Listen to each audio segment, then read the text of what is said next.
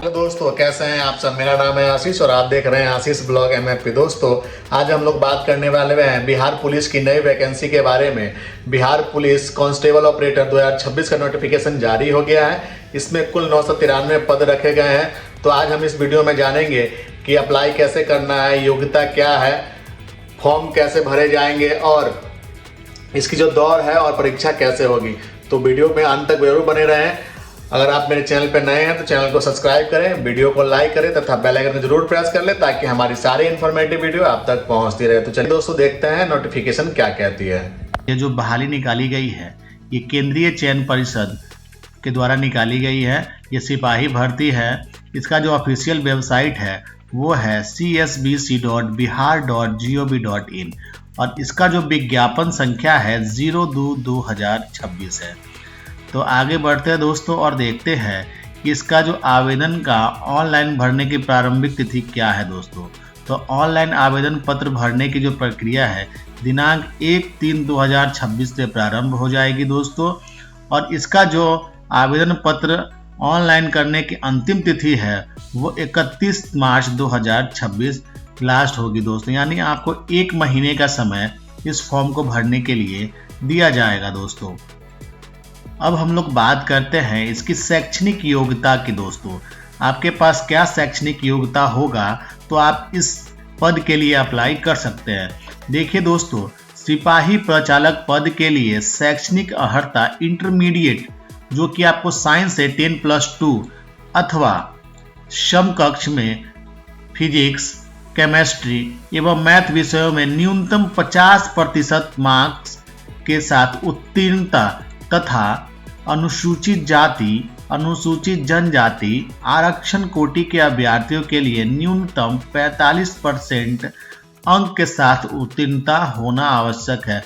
यानी दोस्तों, आपने जो है इंटरमीडिएट साइंस से किया है तो दोस्तों आपके लिए ये गोल्डन अपॉर्चुनिटी है, क्योंकि इसमें सिर्फ साइंस वाले बच्चे ही इसमें अप्लाई कर सकते हैं।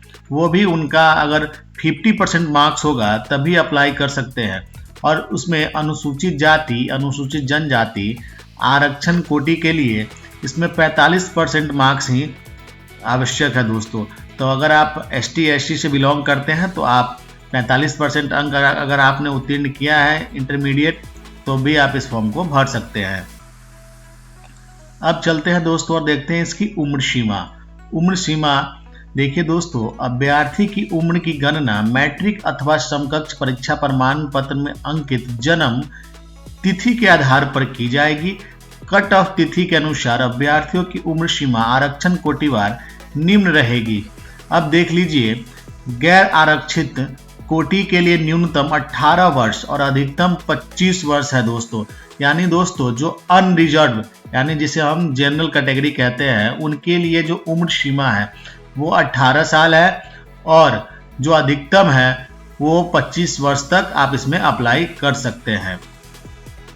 पिछड़ा वर्ग कोटि एवं अत्यंत पिछड़ा वर्ग कोटि के पुरुषों के लिए जो यह उम्र रखी गई है ये 18 वर्ष रखी गई है और अधिकतम जो उम्र रखी गई है वो 27 वर्ष तक रखी गई है।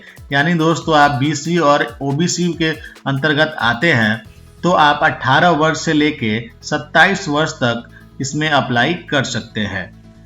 पिछड़ा वर्ग कोटि एवं अत्यंत पिछड़ा वर्ग की कोटि की महिलाओं के लिए न्यूनतम उम्र सीमा जो है वो 18 वर्ष रखी गई है और अधिकतम जो उम्र सीमा है दोस्तों वो 28 वर्ष तक रखी गई है। यानी आप BC और OBC में महिला कैटेगरी में आते हैं तो आप 18 वर्ष से लेके और 28 वर्ष तक इसमें अप्लाई कर सकते हैं।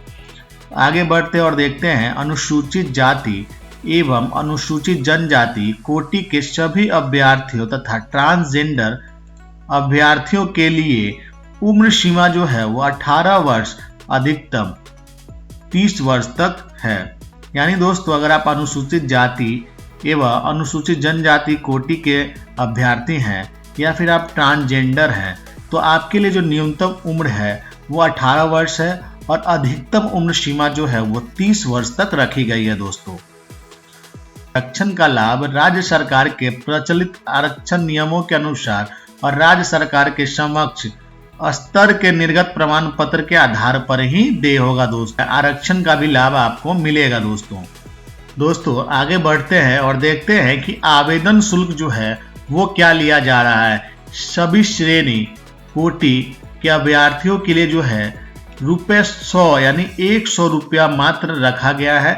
इससे अधिक आपका फी नहीं लिया जाएगा, यानी आप 100 रुपया इसका जो आवेदन शुल्क जमा कर सकते हैं। और ये भी जो जमा करना है, आप किसी भी बैंक के credit card, debit card, net banking, UPI के थ्रू भी आप इसे पेमेंट कर सकते हैं। दोस्तों एक चीज और, अभ्यर्थी जो उपयुक्त परीक्षा शुल्क है उसके अतिरिक्त आपको बैंक का चार्ज भी देना पड़ेगा दोस्तों, जो कि अलग से होगा, ये परीक्षा शुल्क में वो नहीं जुड़ा होगा।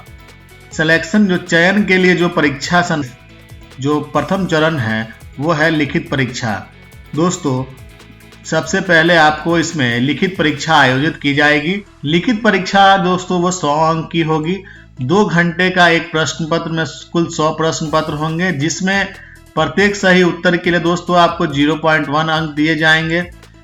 परीक्षा जो है वो OMR शीट के आधारित होगी।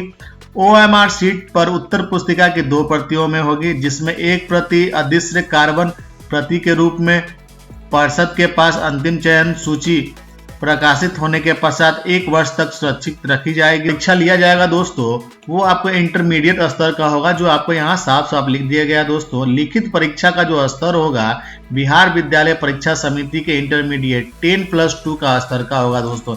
यानी अगर आप इंटरमीडिएट के स्तर का अच्छा से ज्ञान है आपको साइंस का, तो दोस्तों आप ये आराम से इस परीक्षा को निकाल सकते हैं। सिपाही प्रचालक पद हेतु लिखित परीक्षा के एक प्रश्न पत्र में 25 प्रश्न सामान्य ज्ञान एवं समसामयिक मुद्दे से संबंधित होंगे। 25 प्रश्न जो होंगे वो होंगे इंटरमीडिएट स्तर के भौतिकी के, रसायन के एवं गणित विषयों से होंगे। यानी 25 प्रश्न जो होंगे आपको इंटरमीडिएट के भौतिक, रसायन एवं गणित से संबंधित होंगे दोस्तों। और 25 प्रश्न जो होंगे वो आपको समसामयिक घटना से होंगे दोस्तों।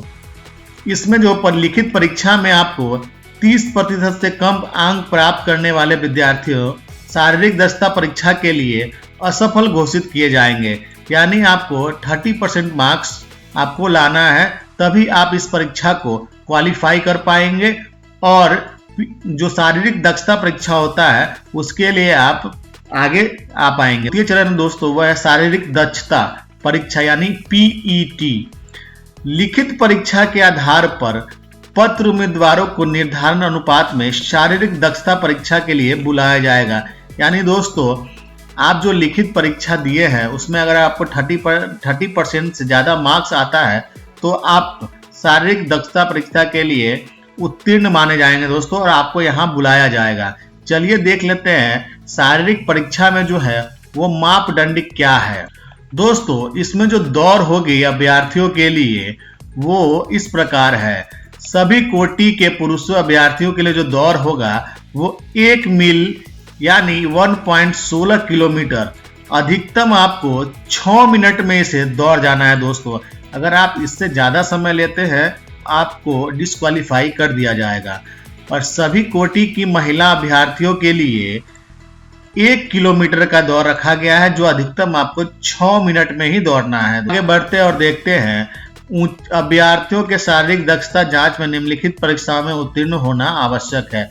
तो इसमें आपको ऊंची कूद भी होगी दोस्तों, गोला फेंक होगी। तो देख लीजिए सभी कोटि की पुरुषों के लिए जो है ऊंची कूद होगी वो 3 फीट 6 इंच की होगी। और इसमें जो गोला फेंक होंगे 16 पाउंड के वो होंगे 15 फीट यानी। और सभी कोटि की महिला अभ्यर्थियों के लिए इसमें ऊंची कूद जो होगी वो ऊंचाई 2 फीट 6 इंच होगी। और गोला फेंक जो होगी वो 12 पाउंड का होगा, उसे 8 फीट आपको फेंकना पड़ेगा। यहाँ पे देखिए दोस्तों नोट में एक लिखा हुआ है, ट्रांसजेंडर अभ्यर्थियों के लिए शारीरिक दक्षता परीक्षा में मानदंड महिला अभ्यर्थियों के समान ही होंगे। यानी जो महिला अभ्यर्थियों के लिए मापदंड रखा गया है वो ट्रांसजेंडर के लिए भी मान्य रहेगा दोस्तों। अगर इस परीक्षा में दोस्तों शारीरिक दक्षता परीक्षा में अगर आपको सीना मापी में असंतुष्ट अगर आप हैं तो उस अभ्यर्थियों को उसी दिन अपनी आपत्ति पार्षद के समक्ष दर्ज करनी होगी। पार्षद आपत्ति संबंधी अभ्यावेदन का निपटारा आपत्ति प्राप्ति के तिथि को ही कर दिया जाएगा। यानी दोस्तों, अगर आपको लगता है कि आपकी सीना मापी में कुछ रह गया है, मतलब आपको गलत लग रहा है, तो आप उस पर आपत्ति दर्ज कर सकते हैं। आपका जो निपटारा होगा उसी दिन कर दिया जाएगा दोस्तों। अब आगे बढ़ते हैं, देखते हैं नियत समय में दौड़ पूरी करने वाले अभ्यर्थियों को गोला फेंक अथवा ऊंची कूद में न्यूनतम विनिश्चित मानदंड पूरा नहीं करने पर असफल घोषित किया जाएगा तथा ऐसे अभ्यर्थियों को अन्य स्पर्धाओं में सम्मिलित होने का अवसर प्रदान नहीं किया जाएगा। अभ्यर्थियों को सभी स्पर्धाओं में अलग अलग सफल होना आवश्यक है। तो दोस्तों, जितना भी शारीरिक दक्षता परीक्षा के लिए जो भी मापदंड रखे गए हैं, आपको सब में पास करना पड़ेगा। अगर आप किसी एक में भी असफल होते हैं तो आप डिस्क्वालीफाई यानी आप असफल घोषित हो जाएंगे दोस्तों। इसका जो तृतीय चरण होगा दोस्तों, वो होगा दस्तावेज सत्यापन का। शारीरिक दक्षता परीक्षा में सफल अभ्यर्थियों के शैक्षणिक अर्हता एवं उम्र एवं आरक्षण के दावों आदि से संबंधित दस्तावेजों का सत्यापन पार्षद के द्वारा किया जाएगा दोस्तों। जो केंद्रीय चयन सिपाही परिषद है दोस्तों, इसके द्वारा आपका जो दस्तावेज का सत्यापन किया जाएगा। अगर आपका दस्तावेज का सत्यापन सही हो जाता है दोस्तों, तभी आप इस परीक्षा में सफल माने जाएंगे। तो चलिए हम लोग देख लेते हैं कि कौन कौन सी चीज है जो आपको दस्तावेज सत्यापन में माने जाएंगे। देखिए दोस्तों, दस्तावेज सत्यापन के लिए अभ्यर्थियों को निम्नलिखित प्रमाण पत्र सत्यापन हेतु प्रस्तुत रखने होंगे, जिसमें आपको वैध फोटो युक्त पहचान पत्र जैसे आधार कार्ड, ड्राइविंग लाइसेंस, मतदाता पहचान पत्र इत्यादि आपको एक रखना पड़ेगा। इसके अलावा जन्म तिथि प्रमाण पत्र में आप मैट्रिक का प्रमाण पत्र दे सकते हैं। समकक्ष सर्टिफिकेट एवं अंक प्रमाण पत्र की मूल प्रति आपको देनी पड़ेगी। इंटरमीडिएट या समकक्ष परीक्षा उत्तीर्ण प्रमाण पत्र आपको देना पड़ेगा। इंटरमीडिएट या समकक्ष परीक्षा का अंक पत्र आपको देना पड़ेगा। अगर आप अनुसूचित जाति SC, अनुसूचित जनजाति ST, आरक्षण वर्ग के अभ्यर्थियों के लिए समक्ष प्राधिकार द्वारा निर्गत जाति प्रमाण पत्र आपको देना पड़ेगा एवं अस्थायी आवास प्रमाण पत्र भी आपको देना पड़ेगा दोस्तों। देखिए, पिछड़ा वर्ग BC एवं अत्यंत पिछड़ा वर्ग EBC आरक्षण वर्ग के अभ्यर्थियों के लिए जो है समक्ष प्राधिकार एवं निर्गत जाति प्रमाण पत्र देना पड़ेगा। अस्थायी आवास एवं अस्थायी आवासीय प्रमाण पत्र देना पड़ेगा एवं समक्ष प्राधिकार द्वारा निर्गत क्रीमी लेयर रहित यानी नॉन क्रीमी लेयर सर्टिफिकेट भी आपको देना पड़ेगा। ये BC और EBC के लिए दोस्तों, ये ST SC के लिए नहीं है। स्वतंत्रता सेनानी के आश्रित FFW अभ्यर्थियों के लिए दोस्तों, अगर आप स्वतंत्रता सेनानी के रिलेशन से आते हैं तो दोस्तों आपको जिला पदाधिकारी प्राधिकृत प्राधिकारी के हस्ताक्षर से निर्गत भूतपूर्व स्वतंत्रता सेनानी के पोता पोती नाती नतनी के होने का प्रमाण पत्र आपको लगाना पड़ेगा। स्वतंत्रता सेनानी के उत्तराधिकारी होने का परिचय पत्र मान्य नहीं होगा एवं अस्थायी प्रमाण पत्र भी आपको, अस्थायी आवासीय प्रमाण पत्र आपको देना पड़ेगा दोस्तों। अब देखिए, इसमें आर्थिक रूप से कमजोर EWS अभ्यर्थियों के लिए समक्ष प्राधिकार द्वारा वित्तीय वर्ष 2024-25 के लिए बिहार सरकार की अधिसूचना संख्या 26/22 दिनांक 26/2019 के साथ संलग्न अनुसूची प्रपत्र 1 में निर्गत प्रमाण पत्र एवं अस्थायी आवासीय प्रमाण पत्र आपको देना पड़ेगा दोस्तों। ट्रांसजेंडर अभ्यर्थियों के लिए समक्ष प्राधिकार जिला अधिकारी द्वारा निर्गत ट्रांसजेंडर होने संबंधी पहचान पत्र सामान्य प्रशासन विभाग बिहार सरकार का परिपत्र संख्या 9556 दिनांक 19/6/2024 सहित उभय लिंग व्यक्ति अधिकारों का संरक्षण नियम 2020 के प्रपत्र 3 अथवा प्रपत्र 4 में निर्गत पहचान प्रमाण पत्र एवं अस्थायी प्रमाण पत्र आपको देना पड़ेगा दोस्तों। देखिए दोस्तों, मेगा सूची जो है, मेगा सूची का गठन लिखित परीक्षा में प्राप्त अंकों के आधार पर रिक्तियों के अनुरूप आरक्षण कोटिवार किया जाएगा दोस्तों। लिखित परीक्षा में 2 या 2 से अधिक अभ्यर्थियों के समान अंक प्राप्त होने की दिशा में मेगा सूची में उनके स्थान का अवधारणा उनकी जन्म तिथि के आधार पर किया जाएगा दोस्तों। अर्थात उम्र में वरीय अभ्यर्थियों को मेगा क्रम में ऊपर रहेंगे, यानी अगर 2 दो सेम अभ्यर्थियों का अगर समान अंक आता है दोस्तों, तो उनमें जो जिनका जन्म जो है वो पहले हुआ होगा उनको ज़्यादा वरीयता दी जाएगी, उनको ही माना जाएगा दोस्तों।